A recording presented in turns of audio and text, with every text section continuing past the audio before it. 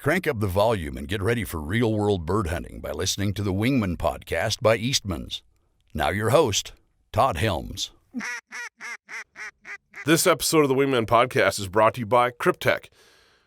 You know, guys, camouflage and quality hunting garments and apparel are vitally important to success in the field. You want to be out there when you want to be out there and for as long as you want to be out there.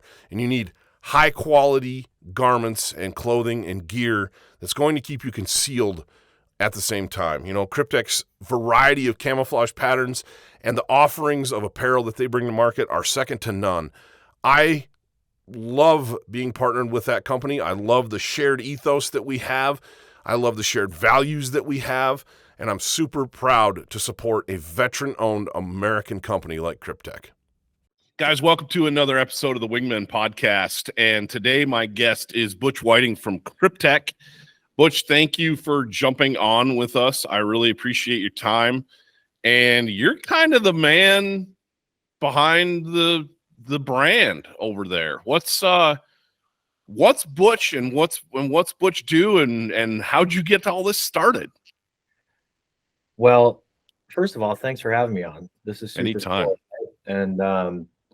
And to answer your question, yeah, I'm one of the two original founders of Kryptek. Myself and Josh Claycorn, who was one of my junior warrant officers, fought together. And actually, we're flying Apache attack helicopters, and we weren't doing that. We were daydreaming about being in the outdoor industry. And so that's come to fruition. And I'm the CEO and founder of Kryptek Outdoor Group. Yeah. And so it went from a concept that came together on the battlefield. It came through, we had some pretty miraculous things that actually allowed us to get here. That's the only way I can describe them. You know, the first one was Cabela's, got a hold of the business model that I'd written, and they actually fell in love with one sentence in a 25-page document. And that sentence was to spiral features and functions out of the special operations community into the civilian hunting market. That was it. That's what started. One sentence. And I've been telling Ike this for a long time. Words matter. Dude, it captured their imagination in an area that they had tried to dabble in, but they didn't have any authenticity or credibility, right? And so they were like, oh my God, we know that there's this tactical hunting crossover, but whenever we try to get there, it falls on its face. And that's how it started, right? And for 3 years, the only place that you could buy Kryptek was at Cabela's, and we didn't have a clue what we were doing, man. I mean, we were just fumbling along and had all these third-party guys that had their hands in our wallet. You know, I remember the first check that we made. I mean, it was significant for an individual. It was about $80K, and we just turned it all back into gear and gave it all away. And so we were just kind of in hobby phase, and that's what we were doing, is kind of trudging along. And then the next really huge big step and miraculous event that happened was the U.S. Army camo improvement effort. And when we started off with Cabela's, everything was in moth wing mountain mimicry. Do you remember that camo pattern? I do. Yep, I do. Yeah. And there was a kind of a disruption in that space because Sitka gear was in mothwing mountain mimicry. Mm-hmm. Remember that? I do remember that. And then Gore-Tex acquired Sitka, and when they did that, they made a pretty abrupt pivot into Gore Optifade camo, and it left this hole in the market, right? And in hindsight, that was another part of Cabela's decision cycle, because they knew that there was an appetite out on the market and guys weren't clean with their kit. Like maybe they had a shirt and a pant, or, you know, a vest or something, and they wanted to continue to round out their kit and complete their investment.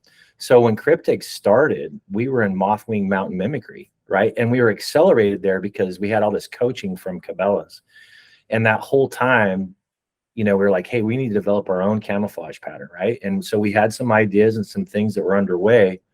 And then the U.S. Army Camo Improvement Effort came out, and we were like, hey, well, if we're going to do this, now's the time to do it. And so we developed our camo patterns, completed them. We hired some 1099s at the time that actually still work for us today. We got everything in spec, and we're a part of the most extensive camouflage development effort in modern history. And it started off with like 60 some odd companies, and then it immediately got whittled down to like 28 companies. And at this time, Kryptek is just myself and Claycorn and these 1099s and our laptops and our cell phones, right? We didn't have like anything. And this precedes, well, no, it doesn't precede. This is about the same time that Cabela's deal is going on in Mothman Mountain Mimicry. So the DOD, they took, 900 soldiers over the period of a year, and they put them in a room, and they did this testing called a PIP, a picture inside of a picture. And they would put a 2-scale silhouette of a man up in a shot of terrain. They had a halo device, and the guys were tracking their retinas, and they measured in microseconds. And bottom line is, we got down selected, and we were one of the final 4. And this was like the next big monumental thing. So Cabela's picked us up, and then the DOD, the Department of Defense, down select us in the U.S. Army Camo Improvement Effort. And it was like monumental in the launching point of like our new camouflage pattern. Ultimately, what happened is I went into a meeting in Sidney, Nebraska, and I'm sitting with these guys, and we're talking about like product, and we're talking through, things like gloves, hats, beanies, accessories, all the things that you'd think about when you're thinking about apparel line. And I had a swatch of Kryptek Highlander in my bag, and one of the guys we're talking to says, hey, what is that? And I pull it out, and I tell him this deal that we're in with the Department of Defense, U.S. Army. And I'm not shitting you, Todd, that he says, like, hold on a minute. After I told him the story and where we were at, he went upstairs, came down, and this meeting room had an accordion wall in the middle. You can push back and forth. They've literally filled that room. I bet you there was 30 dudes from Cabela's in there, and made me retell the story. And the question was, at that point, well, can we get that? And so I got this camo pattern that's potentially going to be the new camo pattern for the U.S. Army, and Cabela's is wanting it. Long story short with that is that we got super accelerated into the civilian hunting market with camo that was specifically developed for the Department of Defense because of that swatch that was in that bag. So yeah, I mean, those are big monumental history points in Kryptek. You can never take for granted that everyone knows the backstory on this stuff, but we rapidly went from a concept to a hobby, and we had those 2 monumental events that helped bridge the gap from northern Iraq and daydreaming about being in the backcountry to where we are today. Wow. Yeah, where we are today is, you're sitting in the back of your chair. There is Kryptek Highlander, and that's the original pattern. And it's gone from there to, I mean, this deep blue that I've got on right here, and a zillion other things. I mean, how many patterns deep are you guys now? Well, a lot. There's lots of variants too. What's been brought to market's probably around 18, but we have a lot more that are clandestine, foreign military type stuff. We are a powerhouse when it comes to concealment, and there's a whole psychology when you start to talk about camouflage. There's the functional aspect of camouflage, right? Like, how well does it actually work? Then there's also a lifestyle aspect. And in the military, that's like esprit de corps, morale, how you look when you don your uniform. What I've seen and never anticipated and didn't understand it back in those days that we were just talking about is that there's been an enormous groundswell for us, for Kryptek, in lifestyle. And like, I would consider that piece you're wearing a lifestyle piece, right? Oh, yeah, yeah. So that's kind of like more of a fishing type mentality, but it tells somebody that's looking at you like, hey, that guy is an outdoorsman that likes fishing, likes hunting, likes whatever it is. It kind of speaks and resonates with your personality. And we found our camouflage in places that I never ever dreamed in 100 years that we would be at, like in the surf world, the fishing world, for sure. That's been heavy. Skateboards, surfboards, video games. I mean, the list goes on, and we never anticipated, or did we really understand when we got going. We were just mostly concerned about functional concealment. Right. And then we took the same macro and micro pattern, and we started to plug other colors in. Truth be told, I think that Claycorn drank a bottle of scotch one night and started plugging in blues and blacks and came up with watercolors. But yeah, in a nutshell, we have the lifestyle aspect, but more importantly, the functionality aspect of the camouflage. It's just a paint job, though. That's ultimately, I mean, we're known because of that Department of Defense and the stuff that we do on the concealment side, but it's just a paint job. And the apparel has to be functional, and it has to work well, and it has to be durable, and it has to get you through whatever exposure that you're putting yourself into. So yeah, that's kind of the idea. I don't know if that answered your question. No, it does. It does, because, you talked about the concealment aspect of it, the cup that you're drinking out of right there. That's a, yeah. I mean, aquamarine, you're not going to find that on a piece of waterfowl apparel. No. You know what I mean? You would find this on a woman's Glock concealed carry handgun. Yes. Yeah, exactly. So it crosses over all those boundaries, like you were just saying. I remember a couple of years back, you guys were, I think it was the Typhon pattern was featured in one of the Jurassic World movies. Yeah. All those guys are outfitted in it. All the security guards in Jurassic World were wearing Kryptek Typhon. You wouldn't know it unless you know what you're looking at, but all the dinosaurs ate them, so it must not have been working too well. Well, dinosaurs see in infrared, though, right? I think, maybe even thermal. Yeah, that was it. Like a snake, like a snake, thermal. Sorry. Yeah, but we understand it now. The lifestyle aspect of it. It has been featured in a lot of places we never imagined. Typhon, that black pattern you're talking about, for whatever reason, it usually ends up on bad guys in movies. Like in Fast and Furious 7, all the bad guys are wearing it. I think the only time good guys wore it was in Expendables 3. But yeah, I mean, we never imagined 100 years that we would be in Hollywood movies, and even like the video games is crazy, right? We were highly featured in Call of Duty Black Ops, and then Call of Duty Advanced Warfare, and then Tom Clancy Ghost Recon and all that stuff. That's, more accepted today than ever when it comes to, I just guess what people do, right? Yeah. So there's enormous amount of exposure. I'm not a video game guy at all. Yeah, I'm not either. I'm not. There was a little point in college where I dabbled in some of it, but not. I'm right. With you 100%. Yeah. So our patterns have found their way into a lot of places that we never imagined or intended. That's for sure. So these guys have seen me over the last year wearing a lot of Highlander.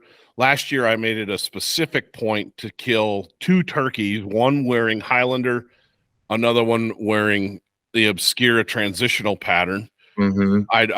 I wanted to have one of each so we could have that. I think we're probably going to put them both in the same video, so you could see the 2 and compare them and look at them. But this audience that's listening to this is, I mean, they're bird hunters, all mostly waterfowl guys. What does Kryptek have for the waterfowler? Well, let's back up just real quick before we get into waterfowl. So turkeys are a pinnacle predator or pinnacle target species, right? Same as waterfowl, because they survive based off on how well they can see. Mm-hmm. Birds in general, motion and visual acquisition. Now we're talking functional camouflage. Depending on where you were killing those turkeys, Highlander is awesome. It's incredible, right? And in fact, a lot of use in waterfowl, which we're going to talk more about. But obscura transitional is kind of when I think a turkey hunt, and I'm like, that is a go-to pattern, right? Anytime we're trying to defeat the most visually acute species on the planet, now we have to have truly functional camouflage that works really well. So turkeys and waterfowl, we group together. But you asked me, what do we have up our sleeve for waterfowl? We are launching this year, in like the next few weeks, a waterfowl camouflage pattern that we spent the last 2 years developing, and I couldn't be more excited about it. It's incredible. The name of the camouflage pattern is Flyway, and the Flyway camo pattern has 2 colorways, and one of those colorways we're bringing to market this year with a very calculated launch. That calculated launch is for us to strategically seed certain and specific pieces into the market, because we're so enamored with what we've done. We want to get additional input and feedback from end users, so that it's well received. The launch is also going to allow us to generate an enormous amount of content for next year. And the name of the actual camo pattern is Flyway Dead Zone. And so Flyway Dead Zone is the Kryptek new waterfowl camo for the fall of this fall here, like in the next 2 weeks, actually. Dead Zone has an enormous amount of meaning in the naming of this camo. First of all, the colorations that are in the camo pattern are for dormant vegetation. So let's think about like cut cornfields, cut rice fields, dry dead grass along ditch banks and rivers. So it's dormant vegetation, right? So that's a dead zone from a vegetational perspective. But more importantly, dead zone is another way to say what we're trying to accomplish when we're waterfowl hunting. And that is to get them into what we call the weapons engagement zone, right? Well, a military term called weapons engagement zone. A military term in weapons engagement zone means that if you're inside this bubble, you have a good chance that you're going to get shot down, right? Mm-hmm. And so for me personally, flying in Afghanistan and Iraq, we tried to stay out of the small arms weapons engagement zone, because we were fighting a non-sophisticated not near peer that was shooting small arms at us, right? And I can tell you firsthand that if you're an aviator, you do not want to be in a weapons engagement zone. I don't know if you have ever been a duck, but I have. I've been shot at, I've been shot up, and I've actually been shot down. And so I know firsthand what it must feel like to be a duck. The ideal aspect of waterfowl camouflage is to get the waterfowl well within your weapons engagement zone into what we call the dead zone, right? That's the dead zone, and that's the name of this camo pattern. Nobody, at least in our circles, can tell me exactly how a duck or a goose sees. There's a lot of brands out there right now that'll tell you how a deer sees and how an elk can see, and so on. But I can tell you this: if you have them landing on top of you, well within the dead zone, your shit's working well. Yeah. And that's the end state, right? And so that is where we're at with the Flyway Dead Zone variant. We have another variant too. It's the same camouflage pattern, but a different colorways. That's well within the works.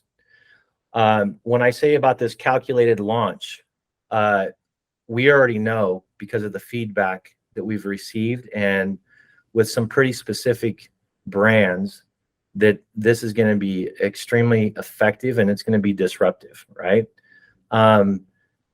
The individual as well. We've tested it in every flyway, from Washington State to Virginia to Texas. And really amazing and positive feedback. And I mean, guys are super excited and stoked about this.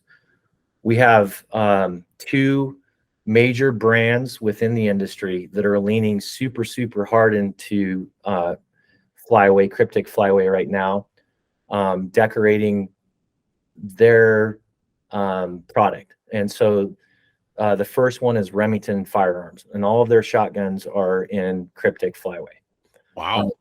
The second one is Thor boats, and Thor makes awesome waterfowl boats, right? And they are like jacked on Mountain Dew, and those guys are crazy authentic with regards to their passion for waterfowl hunting. So within the Kryptek flyaway camouflage pattern, we've matured some of the lessons that we've learned through all this development that we've done, and specifically, back into the Department of Defense and the U.S. military. So the inspiration for the original family of camouflage, which now the guys are calling OG around here, believe it or not, my own guys call that OG. Kills me. Was camouflage netting, right? And that was the most effective passive concealment measure on the battlefield, right? And again, put myself back into the waterfowl discussion here. I saw what worked and didn't work on the battlefield. I got to see coalition units that, stood out.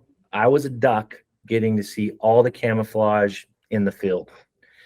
And the most effective passive concealment measure that was on the battlefield was camouflage netting. And the fabric woven in and out take on a three-dimensional aspect, right? And so that was the original inspiration for Kryptek, which is Highlander, Mandrake, the original patterns. What we've done on Kryptek flyaway is we've matured that concept and idea into our own internal technology. And so Kryptek flyaway has a technology that's built in that's extremely disruptive and even takes on a more three-dimensional aspect. And the name of that technology is Hatch. And so when this gets launched, there's going to be there's going to be a lot of description that describes that. So somebody that maybe doesn't, understand this three-dimensional aspect will be able to comprehend it. It is, I feel like, way more effective than anything else we've ever done. And the folks that have put it to use, once you see it, like that three-dimensional aspect of trying to confuse the waterfowl, it's legit, right? It's super legit. And it really disrupts the boundaries of what has been traditional camouflage in the past. I think that the last time that there was a meaningful waterfowl camouflage that came out, in my opinion, was 2015. So the Hatch technology is just another way for us to basically convey to the end user what the intent is behind the macro and the micro pattern, and really allows us to explain how we're fusing textures, we're fusing dimensional aspects into the camouflage pattern that we know causes an enhancement for probable success once you get those birds into your weapons engagement zone. And it's also good practices. I mean, you're still going to have to motion, be blinded in, have a good decoy spread, all those things that come into just being a quality type hunter. But overall, it is a very unique and different camo pattern, and the colorations around it, I think, are pretty ideal for those environments, that dormant environment that we're talking about. And if it's off by a bit, here's what I'm going to tell people. We're just say, rub some dirt on it. If you don't think that it's like ideal for your exact field that you're getting in, take a handful of dirt, rub it on yourself. You're going to be really super pleased with it, right? Yeah, that's kind of it in a nutshell on Flyway. Overall, I think that once you see like some of the themes and the marketing that comes around it, you're going to hear certain things like disrupting the boundaries of hunters and habitat. That's what we're out to do. Try to get that concealment to happen as much as possible. It's really about fusing textures and different dimensions in an unappareled aspect that hasn't been done before. And yeah, the guys are super stoked about it. Some other brands are super stoked about it. People are very excited about it. I got to wear, I think, like a prototype a little bit last year, and I was stoked about it. Got to wear, I only had, I think, one piece, maybe two pieces, and wore it a few times in that dormant landscape that you're talking about, with the dormant vegetation. And the pictures that we got back from that hunt, in particular, the hunts that we did, that's seeing the camo in a picture in the environment. You just can't look at yourself. You're kind of like, how do I blend in? You know, it's like you got to have some outside perspective, and it was amazing. It was just like exactly what you're talking. The disruption there was like, and the focus of the pictures are like literally me, and you could definitely tell just that little bit. If you take that from a bird's eye view, looking down from a distance to it, and shadow and different things, I'm excited for it. Really excited for it. Well, it's all about the proof in the end user, right? And that's really the ultimate test on this. We did a lot of drone testing, an enormous amount of drone testing in various environments. And that's cool. Oh man, you can get excited about it. But until you actually have the birds truly commit, and you're like, holy shit, I've never seen anything like this before. This is amazing. Or this is awesome. That's the ultimate proof in it, right? Is that the birds get to vote on this. There's so much illusion and depth into the camo pattern. That's the reason why, like, when you stepped back and saw the pictures, you're like, wow, I didn't even realize that, because, you know, you're in it. You're not looking at it from, say, 10 yards or 15 yards, right? Which is how it needs to be looked at. I mean, normally camouflage, a lot of the competing brands that have super significant names are incredibly focused on one thing, and that's shelf appeal. This episode's brought to you by Federal Premium. Guys, I've been shooting Federal shot shells for a really long time. You know, whenever I had to scratch up money from whatever chores I had to do and jobs I had to do when I was a kid, I always grabbed a box of Federal Premium. It worked for me back then, and it still works for me today. Everything from the TSS heavyweight black cloud loads to the traditional black cloud loads to the blue box speed shock, and now the new heavy bismuth loads. Federal's got a load out there for your price point, your budget, and your level of performance that you're looking for. So be like me, reach for Federal. That is my unashamed opinion. That's what they're focused on. And so it's super difficult to show, say, on a floor setting at Cabela's or Sportsman's Warehouse or wherever, how effective the actual camouflage is from a functionality perspective. Super crazy big brands that have been around for a long time are more focused on shelf appeal than they are on functionality. No ifs, ands, or buts. And this is about illusion of depth and mirage and basically optical illusions that we're calling hatch technology. Part of that name spawned from cross hatches, right? We talk about distorted hexagons with camo netting. When you see this pattern, you're going to see like a little bit more defined cross hatching. And so basically that hatch technology also has a play on waterfowl, right? Yeah, that's what I was thinking. How is the hatch, right? And so so you've got this common kind of like connection there that, you know, you have to understand what's going on in the descriptions and what it really is. But it's about creating a optical illusion, but then there's also a bigger play in the flyways as well. So that's cool, man. That's super cool. Well, I'm stoked to put it to use this fall. It's going to be a ton of fun. But are you know, we talk about, and you mentioned this earlier, the camo is one aspect, but the apparel that camo, it's a paint job, like you called it. Yep. What is is there dedicated waterfowl apparel that's going to be part of that lineup? That's a part of the very calculated launch that we have, right? So we know, because guys have already been using our gear for waterfowl, like what's preferred and what works. But we do have waterfowl specific, very specific apparel that is not a part of this launch. It's going to continue to be field tested and dialed in, and we're getting feedback, and those will become available in 2024. The apparel that's coming out this year is proven winners that guys are wearing already, but maybe in Highlander or maybe, in another colorway. So that's a part of the calculation. It was done very meticulously and on purpose. And the intent here is that we are going to continue to seed flyway to specific hardcore content creating outfitters, and we're going to build a war chest of content.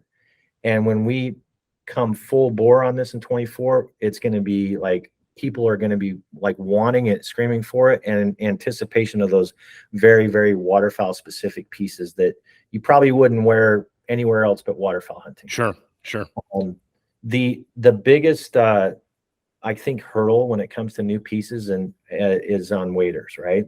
And we've prototyped several sets, lightweight, heavyweight, and we've got numerous iterations that's well underway as well.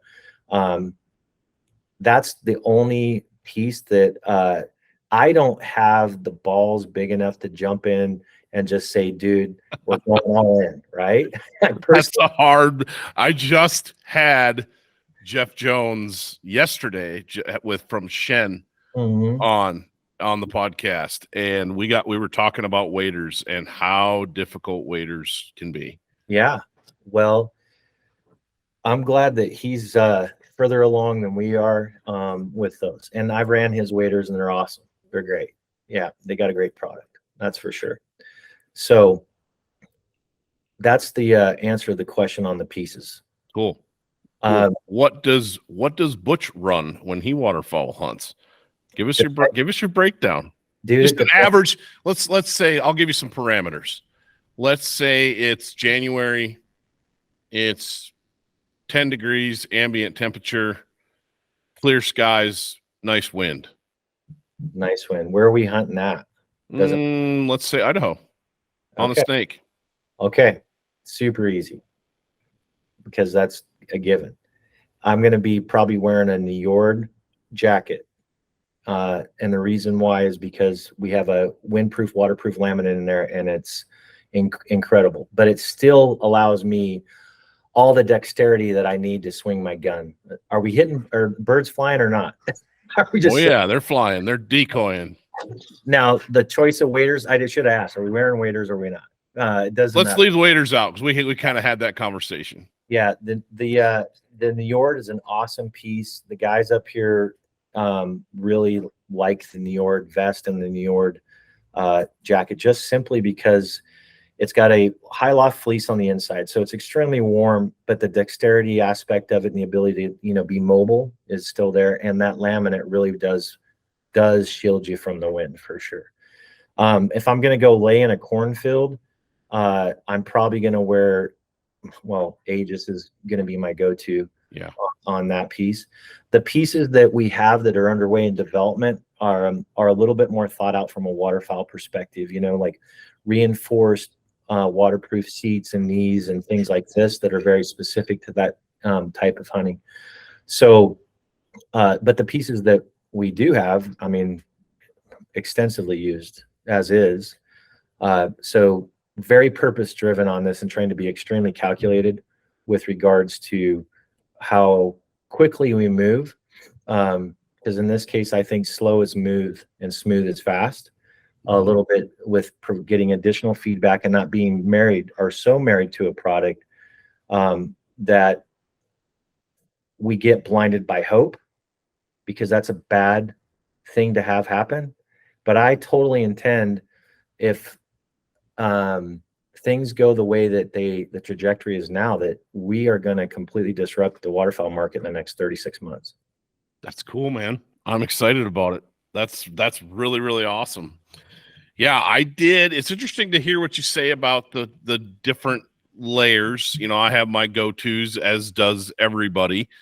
And I did a little bit of a Facebook thing, not Facebook, but social media video the other day about some of my go-to stuff, and I'll redo that, and I'm excited to add in some of the new waterfowl stuff when it drops. That's going to be really cool. Yeah. Well, let's change gears and talk about, I mean, we talked about your background in the military and your service to our country. What about hunting? Where'd you start with that? Was it always something that you did? Where did we start with hunting?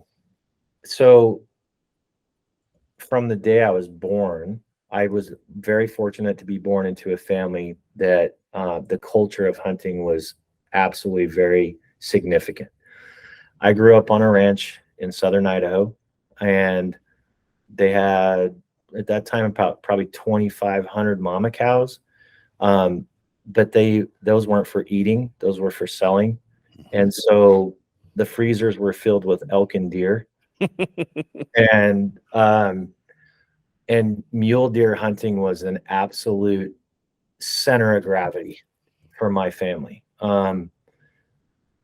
Mule deer season was family reunion and also family vacation.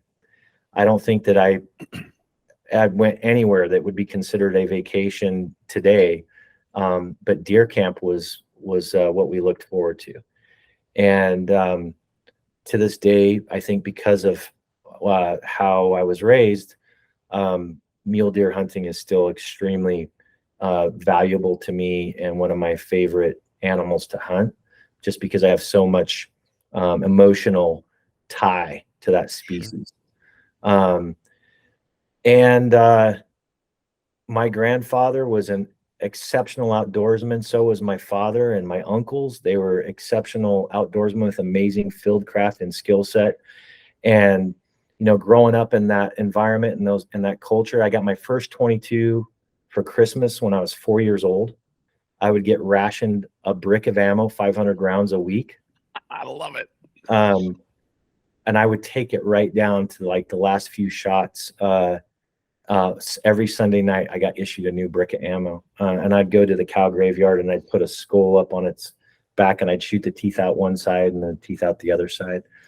But all that aspect, it really translated well into what I ended up doing in the U.S. military, because I was nothing more than a hunter on the battlefield, flying the most lethal weapons platform that the U.S. Army has, an Apache attack helicopter, and specifically a longbow. Same skill sets, just in a different aspect, right? So yeah, hunting is actually the reason why Kryptek exists, is because when I was missing like time in the backcountry or opening morning, deployed fighting our nation's battles in third world shitholes, I was daydreaming about what I was missing back home. And man, how awesome would it be if I could actually, you know, make a stead in the outdoor industry. Just missing what a lot of guys probably maybe even take for granted, you know? Yeah. That's, we've got several very good friends that have served, and they talk very fondly of, you know, the growing up in the hunting culture and growing up in the outdoors, and those memories and those traditions got them through a lot of hell on deployments, where they could think about it. They could sit back and think about it and be like, yeah, I can't wait to get back to that. Dude, I burned up some Eastman magazines on deployment when I would get a care package from my wife. Sure. I can promise you that. I was living vicariously through that publication at various places. So yeah, it's to this day still a very, I think, important aspect, the family aspect of hunting and the culture of hunting, whether it's waterfowl, turkey hunting, whitetail hunting, big game hunting, whatever, you know, growing up in a family, I probably take a lot for granted. Here's we've grown, we've onboarded a lot of new talent, and sometimes you get guys that didn't have that luxury. And the stuff that you and I would take for granted, it's like, you know, they just never had that indoctrination, right? And I purposely am I'm very excited about, like, not my girls have had a great exposure, but you know, my oldest daughter just got married, and I guess where I'm going is I'm looking forward to, you know, grandchildren with regards to bringing them up the same way I did, right? Especially in this time and age where it is like nothing but a disaster with all this crazy wokeism, critical race theory, and, you know, everything else. The anti-hunting's always been there. Now it's across the entire spectrum of our lives. And I just think that the culture of self-reliance is essential. And, you know, let me tell you, when we talk about hunting and you talk about camouflage and you talk about, you know, how we were raised and back in the day, you know, an interesting aspect of military camouflage into hunting, it started with waterfowl. After World War II, that leftover camouflage came back into the U.S. and Army Navy surplus stores, and the first guys to gravitate to it were waterfowl hunters. And it really wasn't until like 2 decades later that it started to become something for like big game hunting and specifically into the whitetail market, right? But I can remember my grandfather and some of that World War II camouflage. No, I can too. Yeah, and growing up, and when we went duck hunting or goose hunting, it was all military surplus stuff. Yeah. And then it would have been woodland or some of those patterns. Tiger stripe was popular because it was kind of cool and edgy, but a ton of that World War II pattern, a lot of the old guys, and I had pieces too. We all did. That's what you wore. That was the only really camo out there. And then, you know, some of the other companies started to come along eventually when I was younger. By the time I got into it, it was pretty mainstream. Camouflage across the board was pretty mainstream, but I remember it. It was all military surplus stuff. Isn't that crazy? Yep. Yep. You know, it's right down to the camo netting you were talking about, Butch. Yeah. I mean, I remember building duck blinds and goose blinds in the Great Lakes and in Michigan, and it was go to the Army Navy store, the Army surplus store, and get the biggest piece of camo netting you could find. There was a tank cover or even just netting of any kind. Man, that was, other than a frame, that was what we built our blinds with. And then you added vegetation to it. Right. But that's what we used. Well, the guys that recognized that first and where it spiraled to were the guys that truly understood concealment, right? I mean, still with waterfowl, it doesn't matter how awesome your apparel camouflage is. You still have to understand concealment. You're still going to have to build out a blind and try to blend into your environment. You're still going to have to take, you know, recognition of like flash off your barrel, you know, brass on a round, all those things. I mean, it's a mindset waterfowl hunters are probably more acute to than, you know, non-waterfowl hunters, and turkey hunters for sure. So it's interesting you bring up the little details. When Brandon Mason and I went to Canada last year, which by the way is a hunt that you guys would absolutely enjoy. That's that combo waterfowl and bear hunt that we did. It was unbelievable. But one of the things that stood out to me, I went back, where was the second morning, maybe the third morning, and you know, we're in Canada, the birds are pretty naive. And it was cloudy in the morning, and we hadn't been very diligent about picking up spent hulls. And the hunt was over, and the sun had come out. And the last couple flocks of birds were kind of iffy. You know, they didn't really want to do it like they were earlier in the morning. And I thought, you know, but you're high on life because you got a big pile, and it was kind of like, whatever, we're still getting our birds. And I know better than this, but I walked back, jumped in the pickup, and I was half mile from the blinds across this field, and the sun was glinting off of all the brass on those empty hulls all around that blind. And not all of the shells had, you know, like the federal premium stuff that I shoot has a matte finish black hull to it, so it doesn't shine. But there were other rounds that were in use, and anything that was brass, holy smokes, a half a mile away, all these little glints on the ground. The sun was hitting it just right. And I thought, man, that's what those birds were seeing, and we're coming off of a great morning hunt, so we weren't really critical of our setup because we'd done well. But if you were struggling, if we had been struggling that day and you're looking, going, what is going on? Man, it's little things like that when it comes to concealment. It is. It's understanding the craft of concealment, the entire craft. It's an art that, some people are not taking into consideration. When you're going after animals, in this case birds, whose lives depend on visual acuity, that's it. Yep. Everything matters. Like you think about, like if you go into big game, you've got smell, noise, all those things. None of that shit matters to a bird.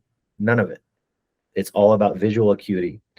And so regardless of how awesome the camo is that you put on your body, if you're just a sloppy ass hunter with no fieldcraft, you're probably not going to have the same success as somebody that is truly dialed in to the overall art of concealment. Right.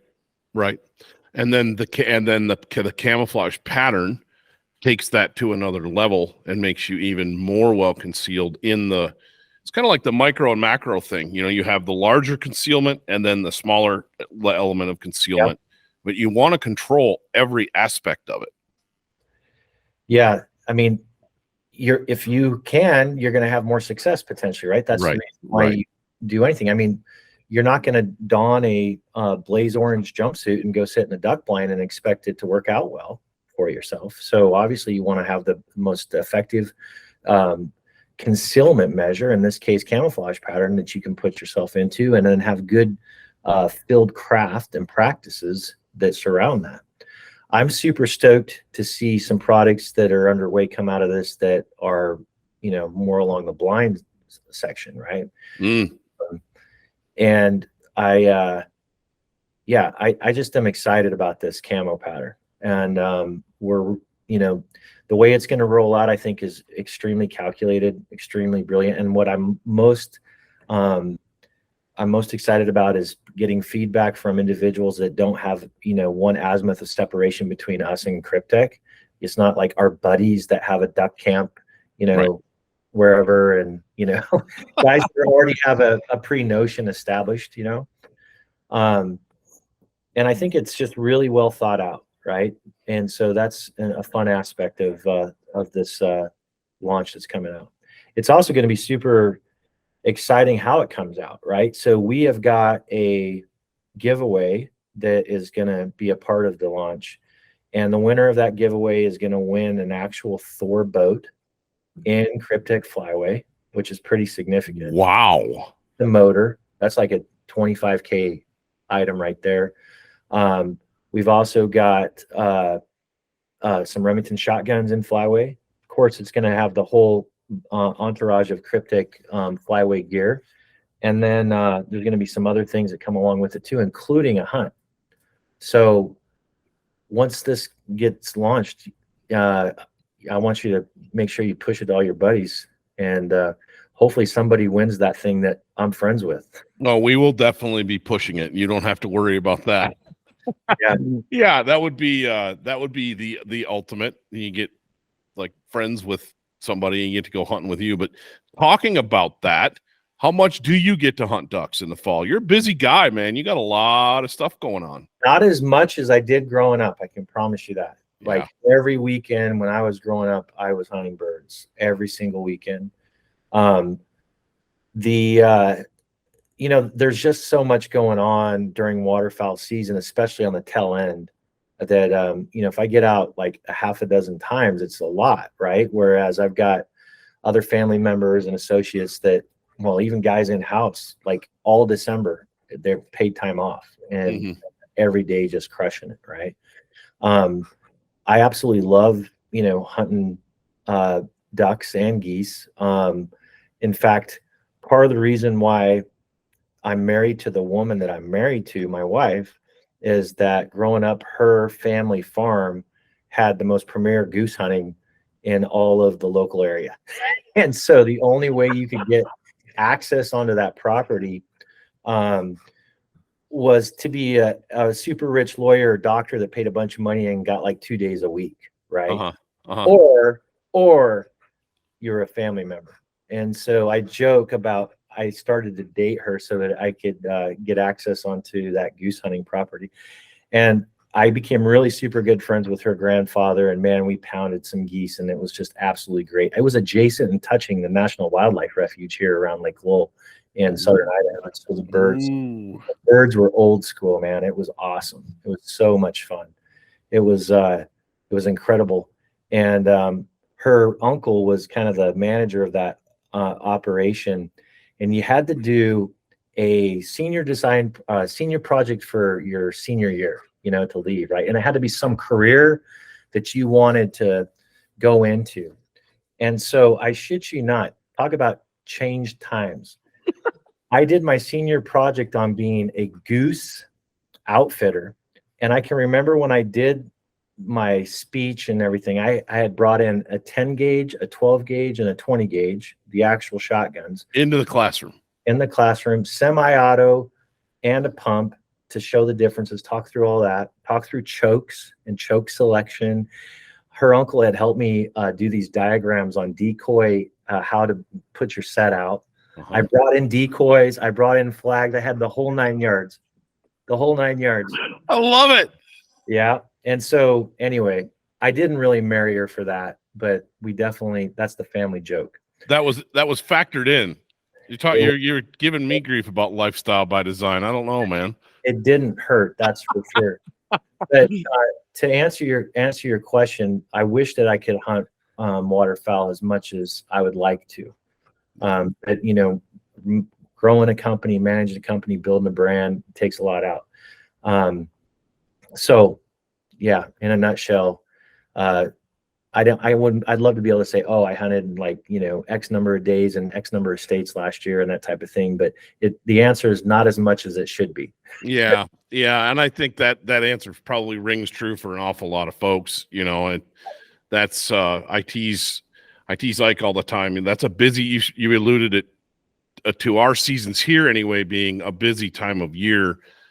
There's a reason that you don't see me at shows hardly at all. And that's because I'm filming content. That's the time, that's go time for me. I joke, I'm in the office all September and October, but when December and January and February roll around, that's my time to film content. And it is busy. It's a really busy time of year for a lot of people.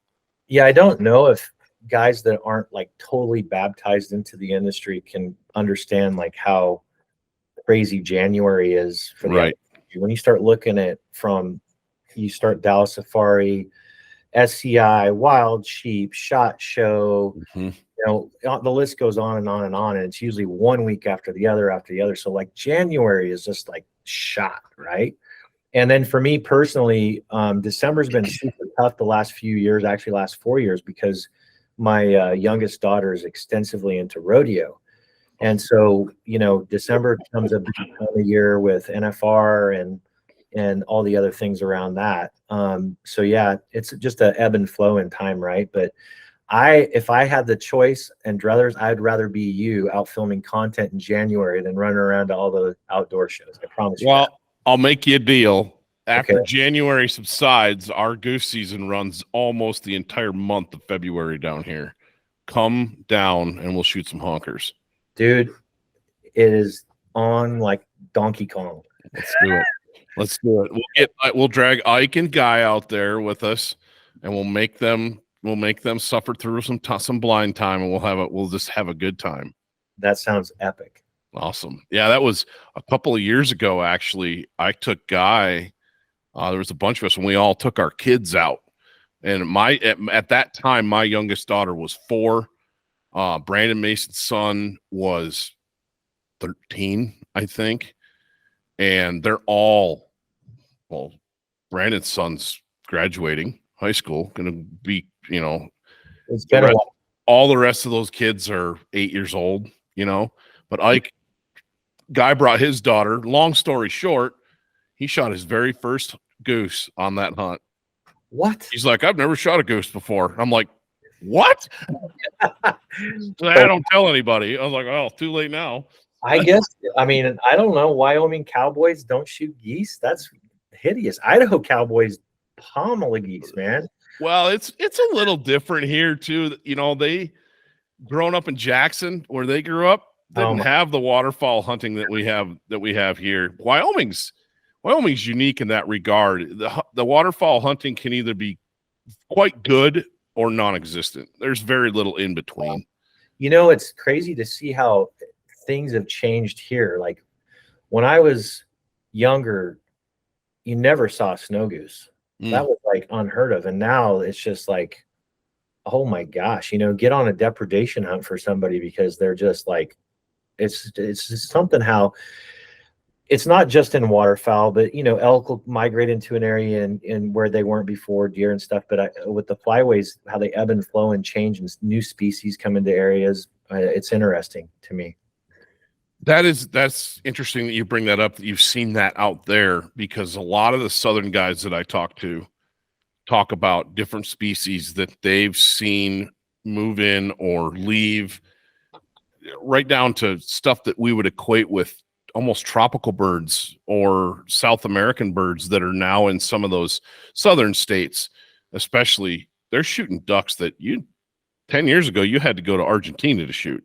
Wow. Well, that's, you know, that's fascinating. Yeah, it is. And the more people you talk to, the more people I hear stories like what you're saying. You know, we didn't used to have snow geese. No. Well, I was hunting with my brother-in-laws before I married my wife, and I remember we saw our first snow goose, and it was in a flock with Canadian honkers. And I literally told him, I said, I'm going to kill that snow goose. And this is like, they're still like a mile out, right? And we're flagging and calling, and the geese start to come in. They don't set real well, and they kind of flare. And I'm like, dude, I'm killing that snow goose. And I shit you not, I killed that thing at probably like 90 yards. And it was this huge, like, holy shit moment. Like, they're like, oh, we can't believe it. Oh my gosh. I got that snow goose mounted, and it was that big of a trophy. And so now when I walk out and I see the sky just filled with snow geese, I'm like, oh my gosh, I can't believe it. You know, it's incredible. That's the way snow geese were for us growing up in Michigan. You never saw them. And they still don't kill a ton of them back there, but they're more common than they used to be, for sure. Yeah. It's just wild how all that changes. But, well, I've got to ask you the question that I close every podcast with. If you could only hunt one bird one way, what's it going to be? Hunt one bird one way. Well, I mean, after all this discussion, I think it would be Canadian geese, and I'd hunt them the way I would hunt them would be sitting in a ground blind, a pit blind in the middle of a cornfield. Awesome. Yeah. It's really interesting. I just did a poll on social media. I just put up a pile pick of mallards and a pile pick of geese, and all I captioned it with was ducks or geese. And it was, I mean, split almost down the middle. A few more duck votes than geese, but not much. And it is really interesting. It's kind of like elk versus mule deer. Really? It's wild. You know, if I could have the same personalities and go back and have hunts with my uncle and my grandfather and hunt the same stretch of creek that was right behind the house that we jump shot, even though, you know, that's kind of probably not ideal, but man, I had some amazing memories jump shooting creeks with my granddad. You know, I haven't jump shot a creek in, I don't know, a decade or longer, but it was just about with him, you know, that thing. But yeah, I'm more of a fan of geese, I would say, but I can see that analogy between like mule deer and elk too. I'd select mule deer on that. Yeah. And I'm an elk guy. So it's, you know, it's like It's funny where the preferences lie, but like I've said before, when it comes to hunting, it could be rats at the dump. I don't care. I'm in. If we're going, if we're going hunting, I'm in, you know? Yeah. But, yeah. Cool. Well, Butch, I really appreciate your time, man. You're a busy guy. You're hard to track down. And I appreciate the knowledge that you guys have dropped on us today. You know, there's all my listeners are going, well, okay, Kryptek, whatever. But now I feel like not only do they know what Kryptek is, they understand it, where it came from, and how, man, just it's not just some willy-nilly camo pattern. This thing is purposeful, and there's an art to it, and there's a concept behind concealment. And now they're excited about your new waterfowl launch coming out. Flyway Dead Zone. I'm stoked, man. Awesome. Thanks for having me, man. Yeah, I really appreciate it. And you have an awesome rest of your summer. And good luck this fall. Let's get the dates locked in for that goose hunt. Let's do it February. We'll make that happen. I'll lean on Ike pretty hard, but awesome. That would be fun. It will be. Thank you, sir. Have a great one. You too. Take care.